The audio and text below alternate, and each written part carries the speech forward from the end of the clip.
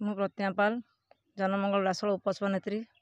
ଆଜି ଆମେ ଗୋଟେ ଖବର ପାଇ ବିଭୁ ବାବୁ ଆଉ ମୁଁ ସାଙ୍ଗ ହେଇକି ଆସିଛୁ ଆମ ହିନ୍ଦୋଳ ବ୍ଲକର କାନ୍ଦ୍ରାସଣ ଗ୍ରାମରେ 70-80 ବର୍ଷର ବୃଦ୍ଧା ଜଣେ ଗୋଟେ ଜଙ୍ଗଲ ଭିତରେ ଶୁଆବସ୍ଥାରେ ପଡ଼ିଥିବାରୁ ଆମେ ତାଙ୍କୁ ଉଦ୍ଧାର କରିକି ଢେଙ୍କାନାଳ ସଖୀ ସେଣ୍ଟରକୁ ନେବା ପାଇଁ ବ୍ୟବସ୍ଥା କରିଛୁ। ତାଙ୍କର ନା ଆଧାର କାର୍ଡ଼ ଅଛି, ନା ରାସନ କାର୍ଡ଼ ଅଛି, ନା ଖାଇବା କିଛି ବ୍ୟବସ୍ଥା ଅଛି। ତାଙ୍କୁ ଦେଖିଲେ ବହୁତ ଦୁଃଖ ଲାଗୁଛି ଆଉ ଦୟନୀୟ ଅବସ୍ଥାରେ ଆମେ ତାଙ୍କୁ ଉଦ୍ଧାର କରିକି ଢେଙ୍କାନାଳ ସଖୀ ସେଣ୍ଟରକୁ ନେଇକି ଯାଉଛୁ। ତାଙ୍କର କିଏ ବନ୍ଧୁ ପରିଜନ ବର୍ଗ ତାଙ୍କ ପାଖରେ ଅଛନ୍ତି? ତାଙ୍କର କେହି ନାହାନ୍ତି, ବନ୍ଧୁ ପରିଜନ କେହି ନାହାନ୍ତି। ତାଙ୍କ ପାଖ ପଡ଼ିଶା ସାହିର ଯେଉଁ ଅଛନ୍ତି ସେମାନେ ଟିକେ ଖାଇବାକୁ ଦେଉଛନ୍ତି ଆଉ ପାଣି ଟିକେ ଦେଉଛନ୍ତି ପିଇବା ପାଇଁ। କଥା ହେଇଥିଲେ ଆପଣ?